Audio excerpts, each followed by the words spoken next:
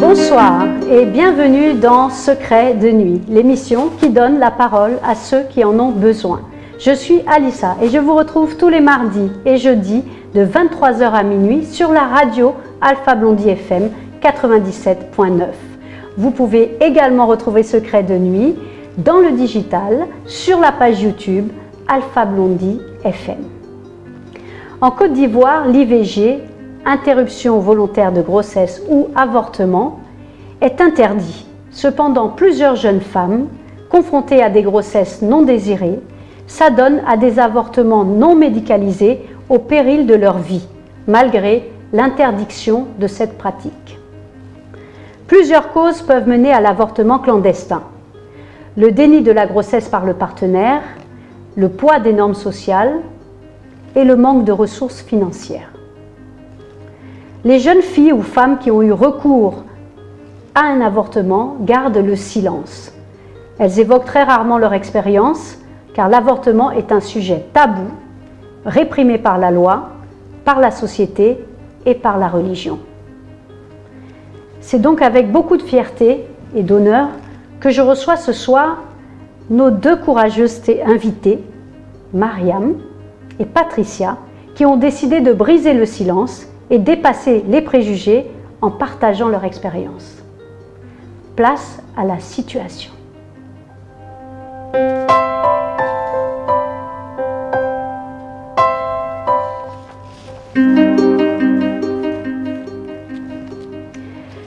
Bonsoir à tous, bonsoir à mes deux invités, bonsoir Mariam. Bonsoir Alissa. Comment vas-tu? Je vais très bien. Merci de venir ce soir parler de ce sujet très important qu'est l'avortement et de partager ton expérience avec nous. Tu es accompagnée de Patricia qui aujourd'hui a décidé d'intervenir en anonyme pour pouvoir livrer son expérience de la façon la plus, disons, réelle, sans avoir trop peur, n'est-ce pas? Bonsoir Patricia. Bonsoir Alicia. Comment vas-tu? Je vais bien. J'espère que vous êtes prête, malgré le tabou, malgré la difficulté de la société, à nous livrer vraiment cette expérience qui est très importante pour ceux qui nous écoutent, parce qu'on ne sait jamais qui peut se retrouver dans cette situation. Alors, je vais commencer par Patricia.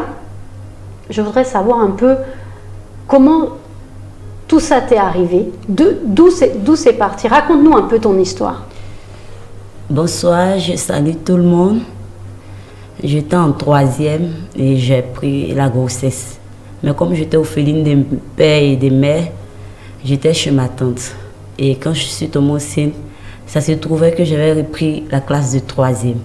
Donc du coup, je ne pouvais pas dire que je suis enceinte. J'ai eu peur si je disais qu'ils ne vont plus payer mes études. Donc j'ai décidé de faire l'avortement en secret. Donc je suis partie voir quelqu'un, un pharmacien, et il m'a vu, il m'a dit, mais tu es petite. À ce moment, j'avais près 17 ans, 18 ans. J'ai dit, ah, si je n'en ai pas là, je ne sais pas comment je vais faire, que j'ai besoin de ça. Et c'est comme ça que ce monsieur m'a dit, mais ce qu'il va me donner là, ça fait très mal au ventre. Est-ce que je pourrais supporter? Que si je...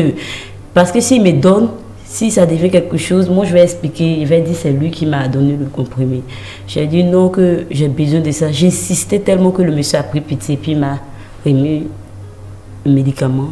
Et c'était 4 comprimés qui étaient à l'intérieur. Il m'a demandé de prendre 2 et de prendre les 2 autres, de les placer au niveau du vagin. Et c'est comme ça que j'ai placé. Et c'était vers 18 h, ça m'a rien dit, 20 h, 21 h, 22 h, 23 h. J'ai commencé à avoir mal au ventre. Très mal. Je ne pouvais même pas tenir, tellement ça faisait mal. Il ne savait pas quoi faire.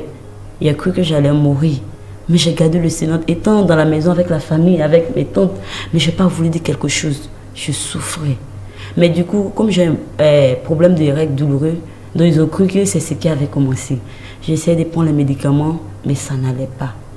J'ai saigné pendant 2 semaines. C'est la grâce de Dieu. Je peux dire que c'est une faveur que Dieu m'a fait. Sinon, j'étais déjà morte, mais j'ai gardé le silence. Arrivé un moment, je suis devenue pâle.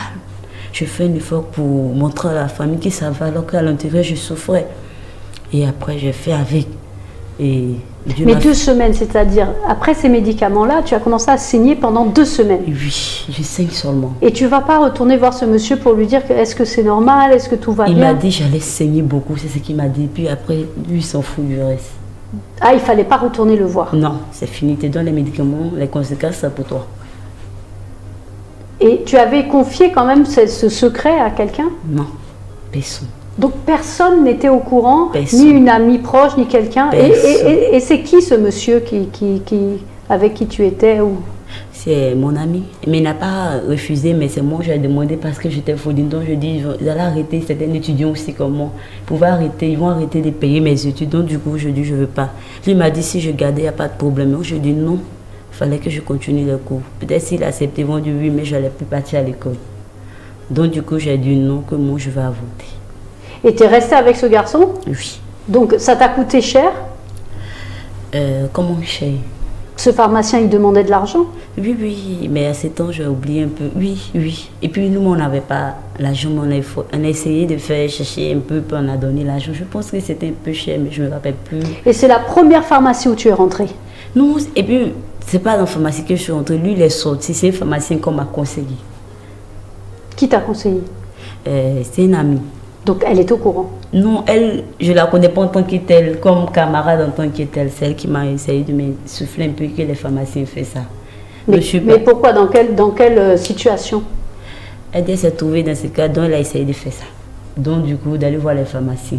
Donc je suis partie, ici entrée dans une pharmacie, et puis j'ai demandé que moi je pourrais faire passer. Eux disent qu'ils ne font pas ça, mais il y a une dame qui m'a donné en secret le numéro de quelqu'un.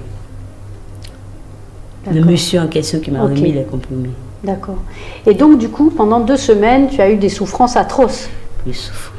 En tout cas, je ne suis pas mentie. C'est une grâce que Dieu m'a fait, je ne sais pas. J'ai dit, Seigneur, et puis après ça, j'ai gardé ça. Mais au fond, il veut dire le mal est resté là parce que je ne suis pas partie à l'hôpital pour voir qu'est-ce qui ne va pas. D'accord. Donc, tu n'étais pas sûre en plus que ce soit passé? Oui, bon, j'étais sûre parce que la manière je saignais plusieurs fois, je me dis que ça passait. Mais plus ceci est devenu faible, j'ai vu une tante qui est venue rendre visite. Bon, elle n'est pas trop intime à la famille. Donc je me suis approchée d'elle, j'ai dit, ah, vraiment, j'ai fait avortement. Ah. J'ai dit à la dame que vraiment je souffre, mais je ne sais pas quoi faire. Elle m'a dit, c'est comme tu as accouché, mais les plaies qui sont là, bon, il faut payer indigène, tu vas boire. Donc j'ai essayé de boire ça un peu et... Après, ça passe. Alors ça, c'est quoi indigène? Indigène, ce sont les feuilles traditionnelles. D'accord. Ok, j'ai bu ça un peu et ça passait. Quand ça passait, j'essaie de rester comme ça, mais depuis lors, j'ai plus la santé en tant que telle. La forme, je plus. Depuis oui. Jusqu'à aujourd'hui? Oui. Mais j'ai gardé ça comme ça pour moi. Mais après ça, je suis tombée enceinte. Mais attends, d'abord, tu passes ces 2 semaines, cette dame te donne l'indigénat et tu vas quand même voir un gynécologue, tu vas voir quelqu'un, voir si c'est passé, voir si ça va bien, si ça n'a pas créé des séquelles. Je n'ai pas dit à quelqu'un, je n'ai rien expliqué à quelqu'un, rien. Donc tu ne vas pas voir un docteur? Ni un docteur, ici là comme ça en classe. Et puis c'est une camarade de classe, ma meilleure amie, elle était tellement intime, mais je lui ai caché ça. Donc c'est elle qui vient comme ça en classe et puis elle me dit, tu as fait avortement. Je dis non, je vais essayer de cacher. Elle dit, oui, si tu as fait avortement. Je dis non, elle dit, dis la vérité. Je dis, mais pourquoi tu dis ça? Ouais. Elle me dit non, elle n'est pas trop marché qu'une dame. Il y a un monsieur qui l'a arrêté dans la rue pour lui dire qu'il y a ta voisine. Non, c'est faux. Elle sait de quelqu'un. Ah. Elle m'a dit que non. Dans la rue, quelqu'un va l'arrêter pour lui dire ça. Ah, elle dit que c'est un serviteur de Dieu qui lui a dit ça.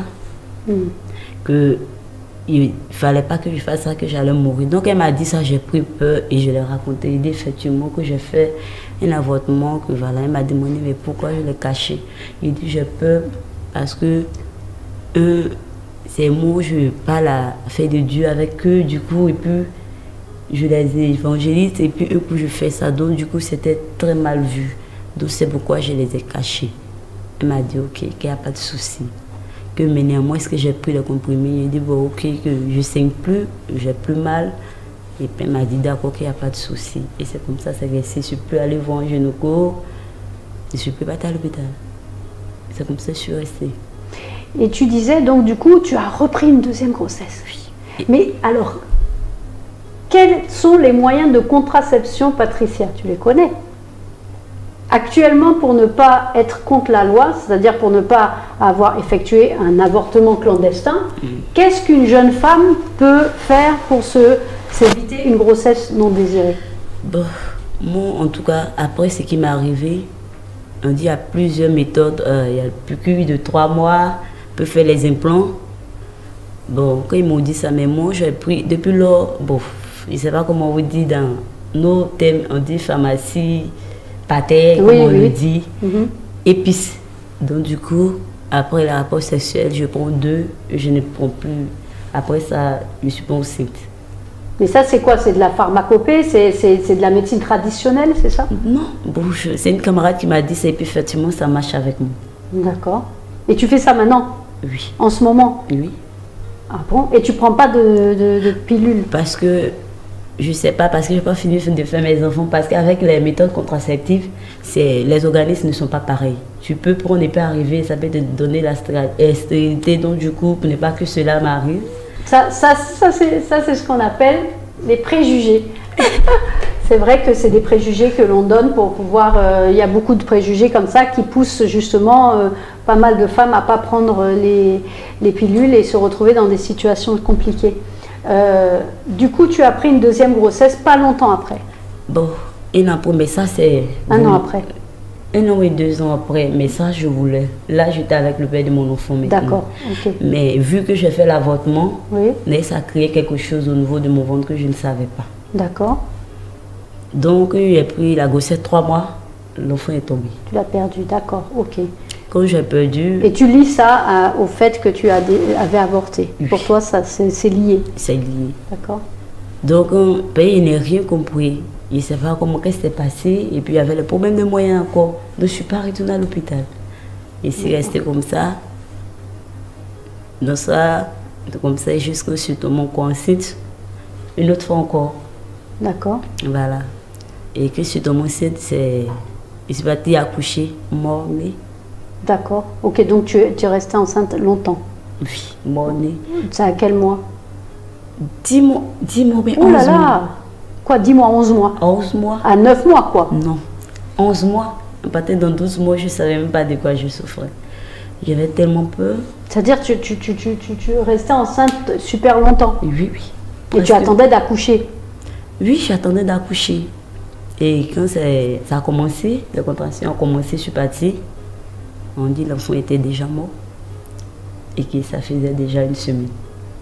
Alors, bon, moi je pense que le vrai souci dans cette histoire, c'est tout de même, il faudrait, alors je ne sais pas si c'est parce que c'est cher, je ne sais pas quelle est la situation réelle, mais je pense qu'il faudrait un planning familial où il faudrait une personne qui te suive réellement, un docteur, il faudrait aller faire ces rendez-vous-là, il ne faut pas rester, surtout lorsque on a eu à faire des avortements ou lorsque on est enceinte, se laisser comme ça, sans faire de monitoring, sans vérifier si le bébé va bien, sans vérifier si la maman va bien.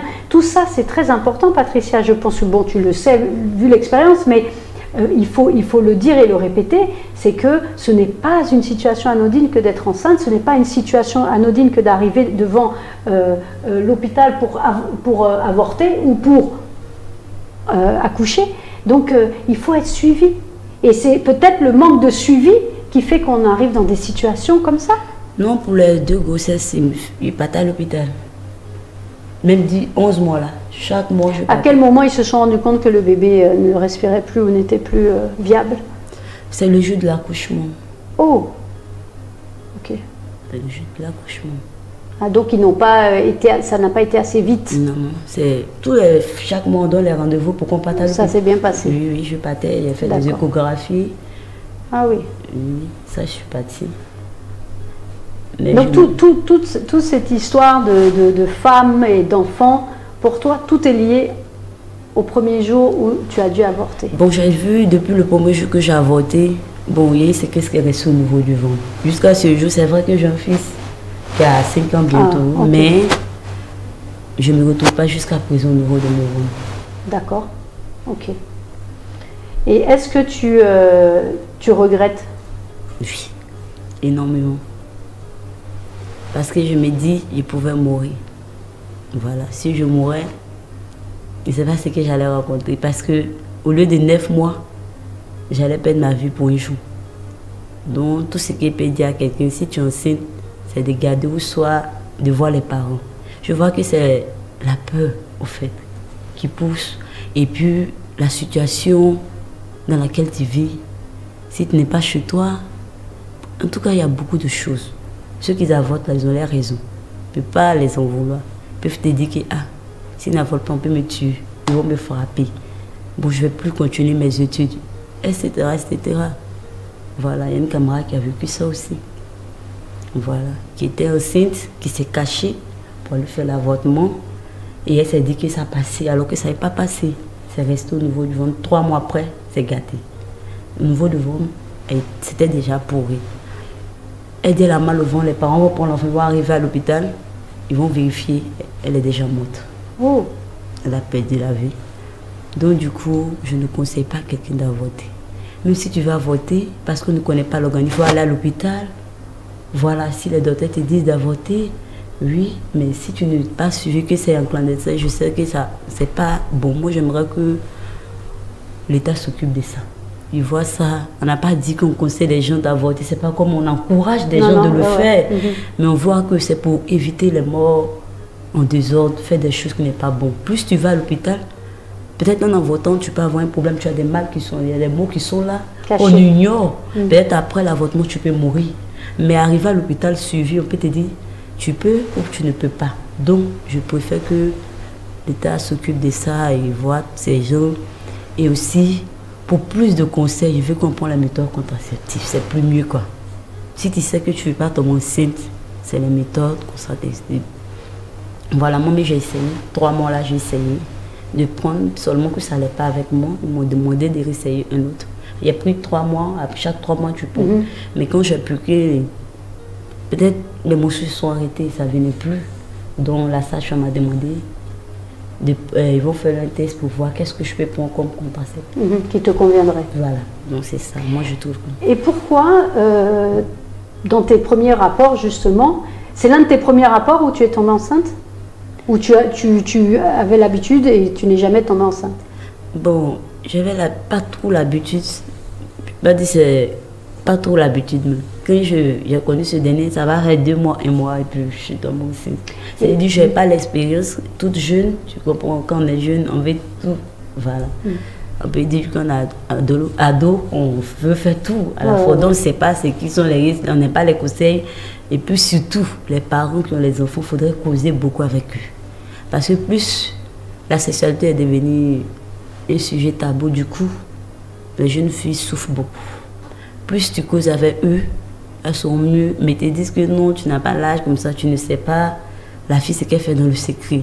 Mieux arriver à un certain âge, je veux que les parents causent avec les jeunes filles. On voulait être trop strict, elles se cachent pour faire les choses. C'est ça. Voilà, la communication. Et donc, du coup, tu penses que tu pourras le faire, toi, pour tes enfants? Tu es prête à leur expliquer comment ça se passe, tout ça? Oui, oui. Oui, je suis prête. Oui? Oui. Pour toi, c'est important de parler de ça. Est-ce que dans la vie tous les jours, maintenant, tu oses le dire? Bon, quand je suis avec mes camarades, je leur dis à chaque fois que moi je fais un avortement, que j'ai voulu mourir là et que moi je ne conseille personne de le faire. Que si tu es enceinte, soit tu le gardes, soit tu vas voir les parents, voir à l'hôpital directement. S'ils peuvent le faire, là c'est légal, mais je ne pense pas que c'est caché. Parce que aussi j'ai écouté beaucoup d'expériences. Plus tu expliques à une camarade, là, elle aussi, elle se sent qu'elle peut aussi te partager. Mais si tu ne lui dis pas, c'est dire qu'elle est la seule dont elle garde pour elle seule. Voilà. Bon, en fait, c'est un secret connu de tous. Voilà. C'est un secret de Polichinelle, parce que tout le monde est au courant quand même. Et puis, bon, quand tu dis il faut aller à l'hôpital, là, c'est légal. C'est pas légal, on le rappelle, en Côte d'Ivoire, l'avortement est interdit et passible même d'emprisonnement et d'amende. Je vais me retourner à présent vers Mariam. La belle Mariam. Bonsoir Mariam. Bonsoir Alissa. Écoute, quelle est ton histoire à toi? Pour moi, mon histoire, c'est pas une histoire telle que, mais c'est ma grande soeur, ma propre grande soeur qui a vécu ça. Mais moi, je suis auprès d'elle. Bon, ma grande soeur était mariée, elle a eu 2 enfants et son mari. Après ça n'allait pas dans le foyer. Ça n'allait pas du tout, du tout. Le monsieur, son travail est gâté et ma grande soeur ne faisait rien. Donc même pour s'occuper des enfants, c'est compliqué. Ils sont restés dans ça, elle a pris une grossesse. Elle a pris une grossesse, elle a préféré faire passer la grossesse. En faisant passer la grossesse, elle n'est pas allée à l'hôpital, elle n'a pas expliqué à son mari, parce que si elle expliquait à son mari, il n'allait pas accepter, puisque c'est un religieux. Elle a préféré aller voir les femmes pour faire leur tradition. Voilà. Elle a écrasé des plantes, voire même elle a placé tiges. Tout était gâté dans son ventre, mais ma grande soeur ne savait pas. Elle a saigné, il y a aussi qui est sorti pour elle, tout était fini alors que le reste est resté. Elle avait toujours mal, elle avait toujours mal. Elle est restée dans ça, elle devenait pâle. Maman, même père à son nom aujourd'hui, elle a pris ma grande soeur, amenée à la maison. Elle lui a demandé qu'est-ce que tu as fait. Elle dit non, elle ne supporte pas bien. Elle n'a pas voulu expliquer à la vieille que oui, c'est un avortement, je fais ceci, cela. C'est à la dernière minute maintenant. Quand tu rentres, elle a couché dans la chambre. Quand tu rentres dans la chambre, il y a une odeur. Mais c'est quelle odeur ça? Qu'est-ce qui se passe? C'est là maintenant elle a avoué. Mais si tu ne parles pas, tu vas mourir. Hein? Donc elle a eu peur, dit oui, j'ai fait un avortement. On l'a pris en même temps pour l'envoyer au CHU. Arrivé au CHU aussi, les gens ont négligé. On dit, mais pourquoi tu avortes? Les médecins, tu veux tuer quelqu'un, si tu veux tuer là, donc on va te laisser mourir. On a commencé à demander pardon. Mais où on va dire 1 heure de temps, ma grande soeur a rendu là. Parce que tout était gâté. Donc vraiment, vu tout ça là, et puis l'intervention de Patricia, vraiment où je suis ce soir, je suis très émue. Très émue. L'avortement, ce n'est pas une bonne chose. Les gens le font. Pourquoi? Il y a des situations qui poussent à le faire. Mais moi, je me dis que si ma grande soeur avait laissé cette grossesse-là, elle n'allait pas mourir. Elle aurait pu laisser la grossesse. Mais elle s'est dit quoi? Son mari ne travaille pas. Elle n'a pas les moyens. Ils vont encore faire un enfant. Comment ça va devenir? Donc, c'est ce qui a poussé. Donc, moi, je mets sur le compte de la pauvreté aussi. La pauvreté a poussé ma grande soeur à se faire du mal. Vraiment, les mots me manquent, je suis dépassée. Sur ce plateau aujourd'hui, là, c'est pas facile pour moi. C'est pas facile pour moi. Parce que quand je suis en train d'expliquer, je vois en même temps l'image de ma grande soeur. Parce que c'est moi qui étais auprès d'elle. Quand elle se tourne ici, donne-moi un peu de l'eau, je vais boire. C'est rentré, c'est sorti. Vraiment, c'est pas facile. C'est pas facile. Et qu'est-ce qu'il a dit son mari au moment où il a appris la situation? Bon, lui, il était... Bon, quand lui, il a appris, la famille ne savait pas. La famille se dit que c'est le monsieur qui a poussé ma grande soeur à avorter. Bah oui. Il dit que c'est pas lui. Ouais. Mais il y a d'autres qui n'ont pas accepté. On dit que c'est lui. Ils ont menacé le monsieur. Et pourtant, ce n'était pas le monsieur. Et qu'est-ce qu'ils ont fait après? Elle avait 2 enfants. Ils ont pris les 2 enfants, on donne au monsieur. Va avec tes enfants. Là, tu es un assassin. C'est comme ça s'est passé. C'est la famille. Et le monsieur, c'est un assassin. Tu n'as rien. C'est pas facile en Afrique. C'est pas facile, hein? C'est pas facile. Je dis ça parce que je me dis peut-être bon, il est religieux, c'est vrai, il n'aurait peut-être pas accepté la situation.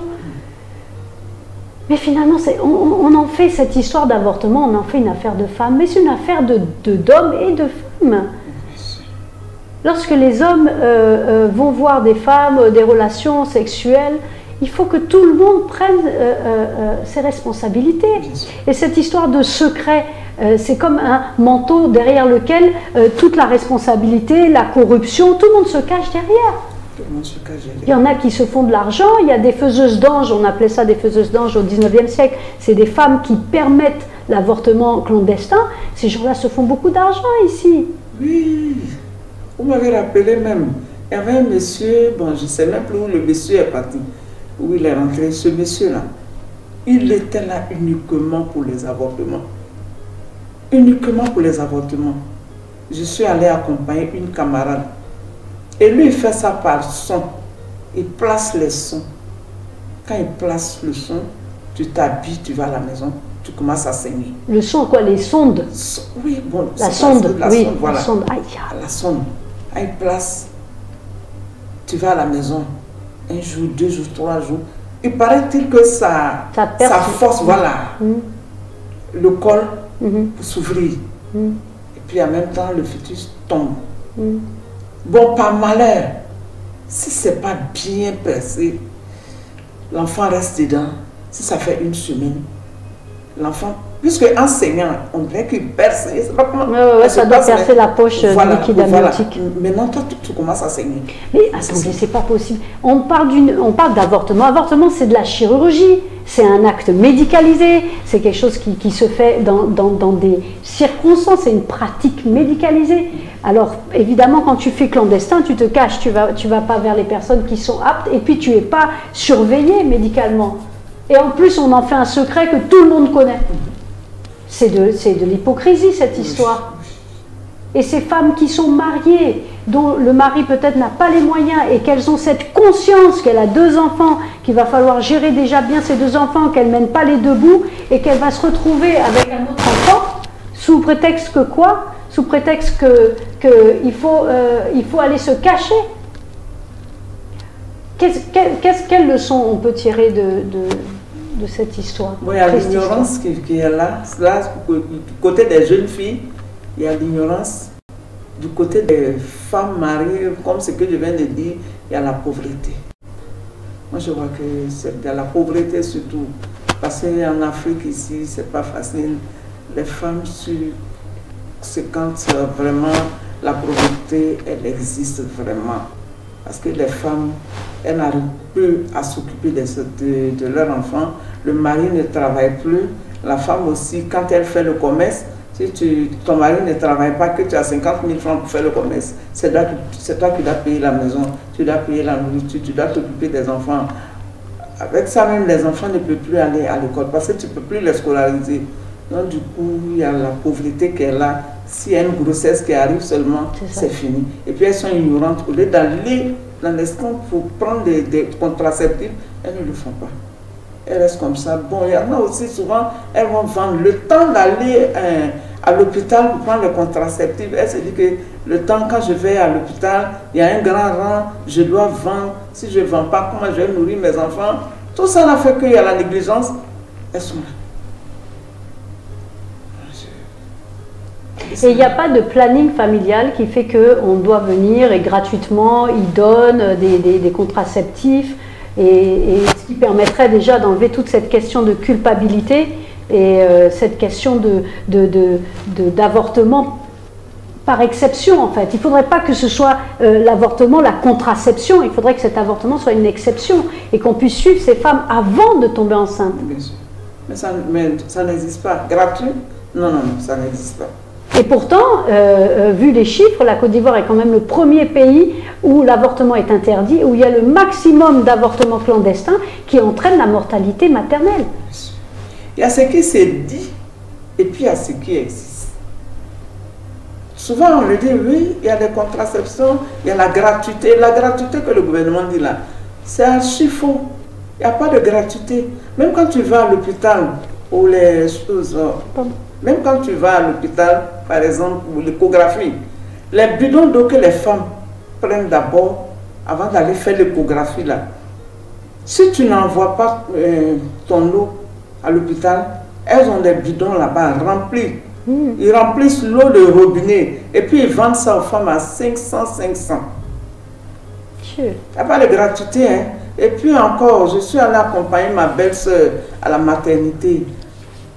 Ils vont faire une ordonnance de payer 8 gants. Les 8 gants là, c'est pourquoi? Ils ont fait une ordonnance pour me donner. Allez-y acheter les gants, on va voir, on va venir.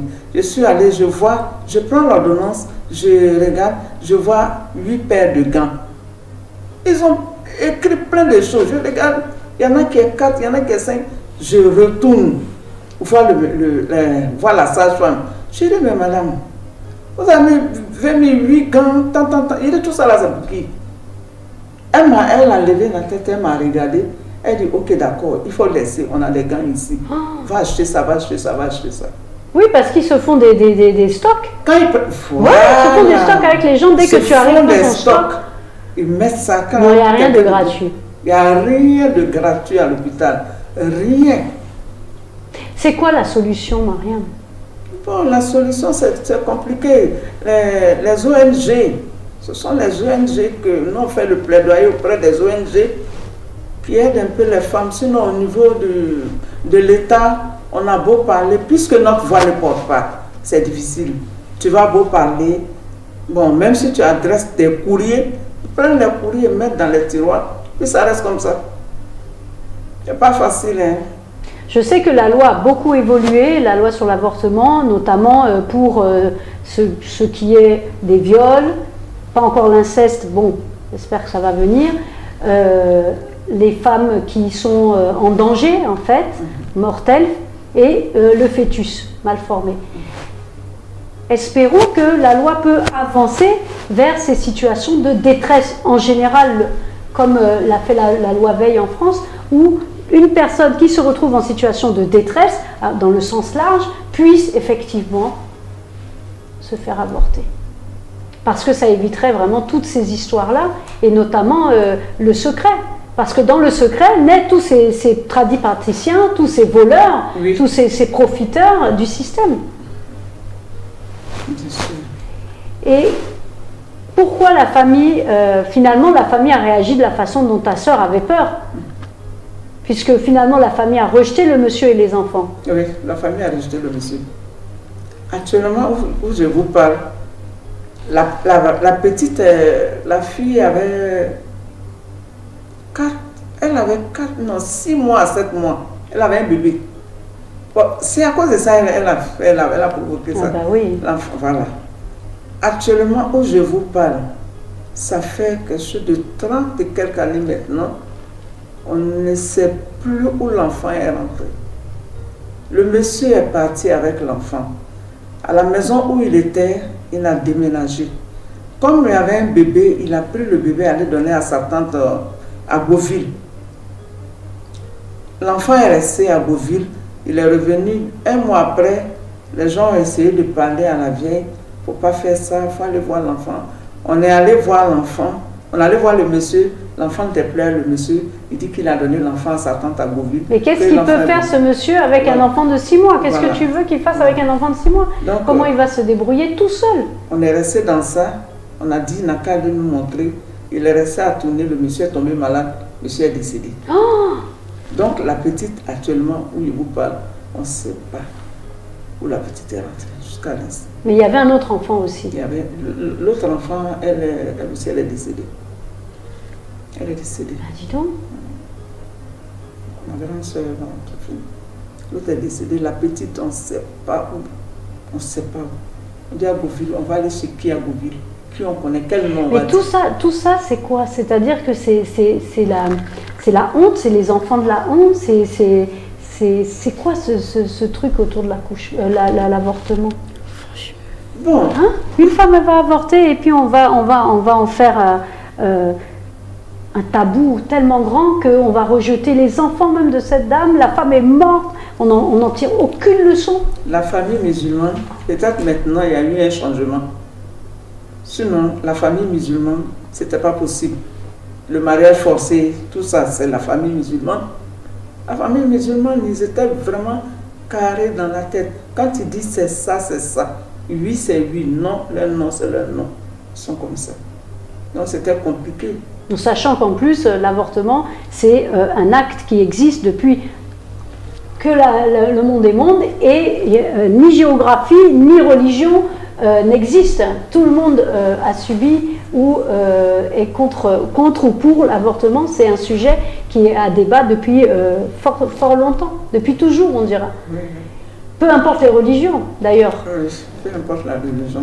Mais c'est l'après qui est quand même incroyable. L'après, qu'il n'y ait pas de compassion et qu'il n'y a pas d'entraide malgré la mort de ta sœur, qu'on ait rejeté ses enfants, qu'on ait rejeté son mari et qu'on est arrivé à cette situation où la dame n'a pas de survivant, on va dire. Elle n'a plus de survivant. C'est fini. C'est fini comme ça. Elle n'a plus de survivant, bien sûr. Alors, Patricia parlait de la malédiction des personnes qui vont avorter.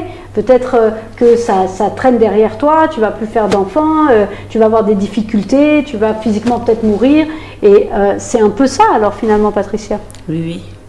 Je trouve que l'avortement, vraiment, ça peut nous créer, c'est ça, la malédiction, comme la maman vient de dire, il n'y a plus d'enfants. Ça, c'est une malédiction. À cause de juste l'avortement, elle a voulu se cacher.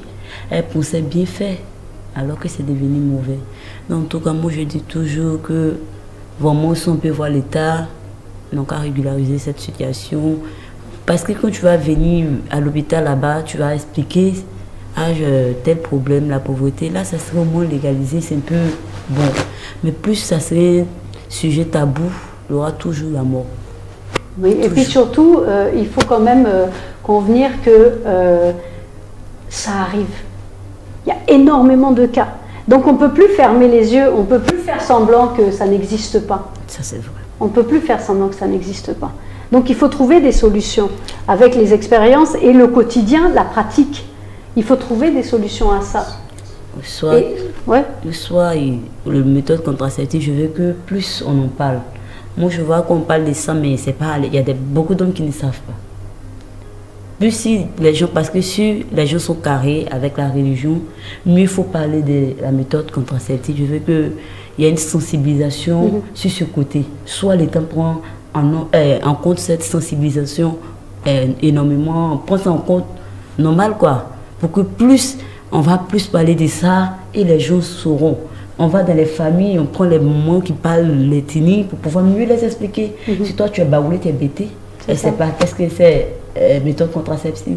Mais plus l'État prend ça, parce que moi je sais qu'en Côte d'Ivoire ici, plus la religion et puis ce que nous on a appris, même ils vont annoncer qu'on va partir à l'hôpital pour l'avortement. Ils vont trouver que c'est trop honteux, ils vont les voir en train de faire avortement. Ils vont vouloir se cacher encore. C'est ça. Plus je veux qu'on a pas fait la sensibilisation sur la méthode contraceptive. Moi c'est l'idée vraiment que j'aimerais que la Côte d'Ivoire voit. Plus ils prennent ça que dans les villages, dans les départements, que ce soit à l'école, plus la sensibilisation. Là, et puis ça serait moins cher, contraceptif, c'est pas aussi cher que ça.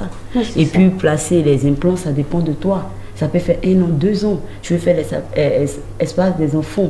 Mais combien de personnes, combien de moments savent qu'il y a telle chose? Ils ne savent pas. Ou sinon, ils ont les préjugés, comme tout à l'heure quand on disait, oui, on va mettre la pilule, et une fois qu'on prend la pilule, on n'aura plus d'enfants. C'est des préjugés, Mariam. Parce qu'on n'est pas bien, on n'est pas bien informé. C'est ça aussi. Oui, il y a la sensibilisation, oui. Je suis d'accord. Il faut beaucoup sensibiliser les mamans, surtout les mamans. Il faut beaucoup les sensibiliser parce que les mamans et les enfants sont complices. Hein. Le papa, lui, n'a rien à voir dedans. Les mamans sont beaucoup complices avec leurs filles. Il faut beaucoup sensibiliser. Mais moi, ce que je vois dans tout ça, là, la légalisation de l'avortement et de l'avortement sécurisé sera encore mieux, puisqu'il y a la négligence qui est là. Ce n'est pas tout le monde qui va comprendre. Oui, on va sensibiliser. Mais ce n'est pas tout le monde qui va comprendre. Il faut dire que oui, on va, les contraceptions. Et puis souvent, quand elles prennent, elles oublient. Ouais. Elles oublient. Il n'y a pas de suivi. Ouais, il n'y a pas de suivi. Elles oublient. C'est aussi dû au manque d'éducation, voilà. Au niveau social. Voilà. Il y a la pauvreté qui est là, les parents n'ont pas le temps. Le matin, chacun va de son côté pour chercher le quotidien. Donc là, il n'aura pas de suivi. Comme ce que vous-même vous venez de dire là. Vous avez tout fait, mais est-ce que ça a marché? Ça n'a pas marché. Donc moi je veux que l'État se penche sur ça. L'avortement, la légalisation de l'avortement sécurisé, ce serait encore mieux quand il y a un problème. Là, on sait, sinon les infirmiers, les docteurs, ceux qui se font de l'argent, et puis qu'il y ait une prise en charge aussi. Parce qu'on ne sait pas quand on va dire ça, s'ils sont donnés, si ça a été coûteux là, ce serait zéro, ça sera encore tombé à l'eau. Oui, c'est-à-dire qu'il faudrait un cadre légal dans cet avortement, il faudrait aussi que ce soit vraiment ouvert à toute femme en détresse, mais également que l'on puisse réellement la pratiquer, parce que s'ils mettent encore des règles et des options, on va se retrouver dans une situation impraticable. Et ça, c'est pas du tout souhaitable actuellement, vu qu'il y a énormément de femmes qui meurent. Plein de femmes qui meurent. Il y a un besoin réel. Il y a un besoin. En tout cas. Il y a un besoin réel, et notamment quand on parlait de religion tout à l'heure, il y a des femmes qui, une fois qu'elles accouchent, doivent attendre au moins 2 ans avant d'avoir un enfant. Donc quand elles ont l'enfant, entre-temps, c'est l'enfant de la honte, on veut le cacher, et souvent ça crée aussi ce besoin d'aller faire des avortements clandestins. Ces femmes-là, il y a beaucoup qui ne sont pas allées à l'école. Elles ne connaissent pas ça. Et pourtant, dans la religion musulmane, quand tu accouches 40 jours, là, c'est obligatoire. 40 jours. Tu vas aller à ton nom 40 jours. Il y a des femmes qui sont tellement fécondes, à 2 mois, elles se retrouvent avec une grossesse. Que faire avec ça? Tu es obligé. Maintenant, ce n'est plus toi. Le monsieur, maintenant, il va se dire, ah, comment on va faire, comment on va faire. Mais si ça a été légalisé, tu vois que c'est intéressant. Si ça n'a pas été légalisé, si le monsieur n'a pas les moyens, la femme n'a pas les moyens, ils vont faire quoi? Ils vont passer à autre méthode. C'est ce qui va provoquer maintenant autre chose. Et est-ce que tu as déjà entendu parler des différentes façons d'avorter? J'ai entendu parler des tradipraticiens qui utilisent des morceaux de verre, des choses comme ça, c'est réel? Bien sûr. Il y a des gens qui écrasent les bouteilles. Ils écrasent les bouteilles, le tension de bouteilles, ils écrasent ça. Puis bon, il y en a qui prennent des écorces, ils mettent tonique. Il y a plein. Il y en a qui, bon, surtout les tiges. Tige là, c'est une branche. Ils enlèvent la fibre comme ça et puis ils placent. Quand ils placent ça, ça s'enroule dans ton... Je ne sais pas si... Je ne sais pas comment ils font. Hein. Et puis ça coupe. Ça sépare l'enfant de choses, du placenta ou bien de... Voilà. Quand ça se coupe, c'est fini. L'enfant ne peut plus vivre encore. Ah oui, d'accord. Voilà. Mais il décède à l'intérieur. Donc après, il faut l'extirper. Mais si c'est comme ça, il décède à l'intérieur. Malheur pour toi, si le col n'est pas ouvert, ça va rester. Il ne tombe pas. Il ne tombe pas. Si le col est ouvert, il tombe. Mais si le col n'est pas... Il y a des femmes qui ont les reins tellement durs, le col ne s'ouvre pas facilement. C'est tout le problème.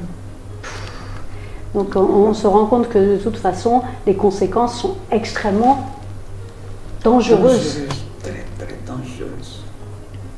Et puis aujourd'hui, les petites filles de 12 ans, 13 ans, 14 ans, c'est pas la peine. Elles sont dans la rue, n'importe comment, à l'école, sur les réseaux sociaux. Les enfants, ce que les enfants d'aujourd'hui connaissent, nous ne le connaissons pas. Mais quand je les vois comme ça, je les approche. J'essaie de les sensibiliser. Mais c'est même pas leur problème, parce qu'elles sont habituées. C'est même pas leur problème. Il y a des petites filles qui se sont retrouvées à la psychologie. Il y a ma nièce qui a 13 ans. Là, elle est de couche. Elle a 13 ans. Elle est de couche. Oh là là. On l'a frappée. On est fatigué. Nous, on n'a pas le temps aussi, c'est ce qu'il dit. Nous, on n'a pas le temps. Vous n'arrivez pas à... On n'arrive pas à la canaliser. Waouh! Puisqu'elle était avec la vieille, les grands-mères, quand tu veux la canaliser, faire d'une manière, la maman, elle se met à pleurer. On laisse. Nous, on n'a pas assez de temps. Donc, elle découche. Souvent, elle vient à 23h, à 0h. À 13 ans. À 13 ans. Oh là là. La vieille ouvre la porte, elle rentre pour se coucher. Et où elle trouve l'argent pour faire tout ça? La petite? Oui. Oh. Elles font des tontines. Paraît-il qu'elles font des tontines sexuelles. Elles sont en groupe au nombre de 10 jeunes filles comme ça, avec leurs copains. Si aujourd'hui c'est toi qui dois sortir, et c'est ton tour d'aller à l'hôtel, il faut une tontine, cotisation 500-500, on donne à l'autre, lui va avec sa copine. Deuxième tour, c'est l'autre, ainsi de suite. On appelle ça tontine sexuelle ou bien comment? Patricia, tu rigoles. Ça existe. Pourquoi tu rigoles? Tu connais? Je sais jamais. C'est tellement étonnant. Là, je suis choquée. La tontine sexuelle, ça existe dans les écoles. C'est ce qu'il faut. Et donc, c'est ces jeunes filles-là qui tombent enceintes, des petites de 12 ans, 13 ans. Il y a une qui a 14 ans, elle a accouché. C'est avec elle-même, je discutais beaucoup. Elles sont venues, elles ont commencé à faire palabres. Et j'ai appelé ma nièce, j'ai commencé à la frapper. Il dit, c'est toi, tout ça là, c'est toi. On te parle à tout moment, tu ne comprends pas. Elle dit, non, non, c'est pas moi. La fille, elle dit, non, c'est pas elle. La fois passée, moi, je viens d'accoucher. Il dit, tu as accouché? Tu as quel âge? Wow. Elle dit, j'ai 14 ans. Il dit, tu as accouché? Il dit, l'enfant. Elle dit, l'enfant est chez les parents de mon mari. Il dit, toi-même, tu es où? Elle dit, je suis chez les parents de mon enfant, mon mari. Je suis chez ses parents. Il dit, mais, et ta maman? Elle dit, ma maman est à la Sicobois. Et Sicobois, c'est où ça? Elle dit, à l'antenne. Il dit, ok. Tu ne vas pas à l'école? Elle dit, non, j'ai arrêté. J'ai dit, mais le jeune, il s'occupe de toi, qui va à l'école. Et même qui s'occupe de toi, que c'est ses parents. Les autres sont arrêtés. J'ai dit, vous foutez. Et vous allez à l'école. L'autre dit, je suis en 3e. L'autre dit, je suis en 4e. Mais vous foutez quoi? Jusqu'à 23h à minuit, vous suivez les petits garçons là. Ils peuvent vous apporter quoi? En cas de grossesse, comment vous allez faire? Elles se sont mis à rire. Mais j'ai commencé à donner des conseils. Je sais que c'est zéro. Hein. C'est zéro. C'est zéro. Moi, ça a donné des conseils. Ça rentre, ça sort là. Ça sort là. Ça sert à rien. C'est pas facile. Hein. Allez, ça c'est très compliqué. C'est pas facile. C'est pas facile. Mais qu'est-ce qu'on va faire? À un moment, il faut quand même qu'on puisse prendre ce taureau par les cornes. Si on doit les prendre déjà jeunes, on doit aussi impliquer les hommes. Il n'y a pas que les femmes qui sont dans cette histoire. Il faut à l'école déjà éduquer. Il faut obliger à avoir un contraceptif dès qu'elles ont leurs règles. Il faut que les parents fassent un suivi, les grands-parents fassent un suivi. Il faut qu'il y ait un espace, peut-être un espace dans les hôpitaux qui accueille ces jeunes-là. Je ne sais pas. Bien sûr, non, bon, en tant que ONG, association, voilà, en tant qu'association, nous on va prendre le taureau par le corps, on va faire des sensibilisations, puisque nous-mêmes nous sommes mamans. On est obligé de le faire. À la louve, ça arrive, on ne peut pas laisser seulement l'État. L'État ne peut pas. Nous-mêmes, en tant qu'ONG, on va faire des sensibilisations, on va adresser des courriers. Bon, il y a des ONG aussi qui veulent nous aider avec les contrats. Là, peut-être que ça va nous arranger. Sinon, ce n'est pas facile. C'est ce qu'on va faire peut-être pour diminuer un peu. Surtout dans les écoles. Surtout dans les écoles. C'est ça. On va tourner dans les écoles, faire des sensibilisations, comme voir les enseignants, les professeurs même, eux, ils doivent s'impliquer beaucoup. Et puis les parents surtout. Ils n'ont qu'à voir les choses de l'emploi du temps de leur enfant. C'est tellement important de vérifier l'emploi du temps de ton enfant. Mais il y a des mamans qui s'en foutent. Bon, il y a la pauvreté qui fait qu'elles n'ont pas le temps. Oui, elles n'ont pas le temps. On va vérifier sur ce côté-là. Sinon, Alissa, c'est pas facile. Mais alors, en plus de ça, les avortements clandestins ne sont pas effectués que par des jeunes filles ou que par des adolescents. Il y a aussi des femmes, justement, comme ta sœur. Il y a des dames qui sont en situation physiquement, qui ne peuvent pas porter un enfant, qui sont dans une difficulté physique. Et il y a aussi les cas de viol. Oui. Alors, les cas de chat noir, on ne va pas parler. Tous ces cas-là font qu'on est obligé de ouvrir une porte légale pour permettre ces pratiques-là. Sinon, on va aller dans une société, parce qu'une femme qui n'a pas réussi à avorter, sa solution, c'est quoi? C'est peut-être de donner l'enfant à l'adoption, oui. Mais ce n'est pas aussi une solution. C'est pas la solution. C'est pas une solution. Donc vraiment, de par votre histoire, c'est vrai que c'est important, je pense, de partager votre expérience autant que vous pouvez, en anonyme avec des gens que tu connais autour de toi, Patricia, et en tant que maman et dans l'ONG pour Mariam, puisque l'expérience de ta sœur a été tragique. Tragique, et c'est vraiment pas loin, c'est à côté de toi, c'est ta vraie grande sœur. Et est-ce que tu as eu à parler aussi à des femmes un peu plus âgées, des femmes mûres qui ont subi des avortements clandestins? Bien sûr, il y en a beaucoup, mais qui n'ont pas le courage de venir sur le plateau pour s'exprimer. C'est ça. Sinon, il y a beaucoup même. Mais elles n'ont pas le courage de venir sur le plateau. Il y en a qui ont peur. Comment moi je vais venir m'exprimer comme ça? Même quand tu leur dis que ce serait voilé, elles n'ont pas confiance. C'est normal parce que la religion l'interdit, voilà. La société l'interdit, la loi l'interdit. Donc de venir ici, c'est vraiment avoir un vrai leitmotiv, une vraie motivation, partager son expérience pour que les choses changent, pour que l'État réalise à quel point c'est néfaste de faire semblant, de fermer les yeux sur des choses qui arrivent chaque jour, des souffrances, des douleurs, des décès, des familles brisées, des vies brisées par ces secrets de Polichinelle, puisque ça n'en est pas un. Tout le monde est au courant, tout le monde le sait, et il y a encore des gens qui s'enrichissent sur les dos des autres en faisant des pratiques qui sont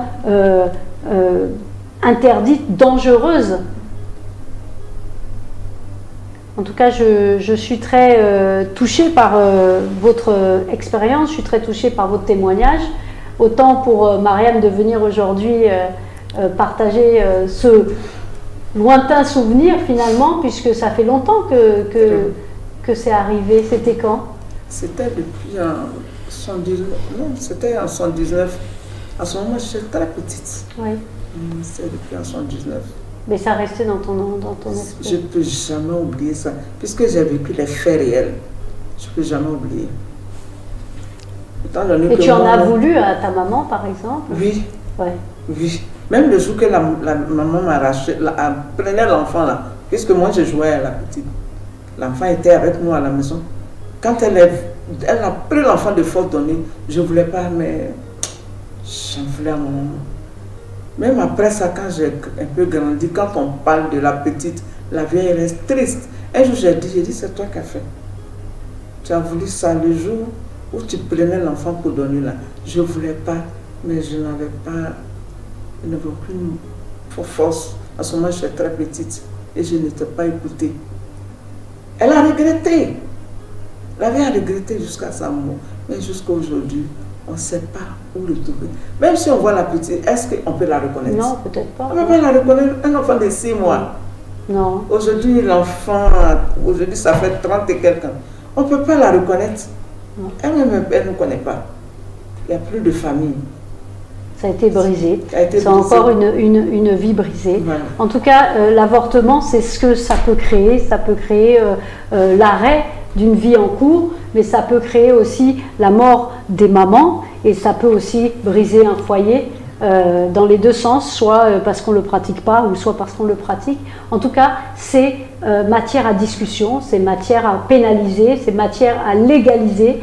Il faut en discuter, il faut trouver des solutions car c'est un fait vraiment d'actualité et un fait qui détruit des vies. Alors c'est la fin de cette émission. L'avortement clandestin gagne du terrain en Côte d'Ivoire parce que vraiment on vient de se rendre compte qu'il y a énormément de besoins. Interdite par la loi, la pratique de l'avortement est devenue un marché très lucratif. La pression sociale, le tabou et le manque d'information sont des conséquences néfastes pour la santé.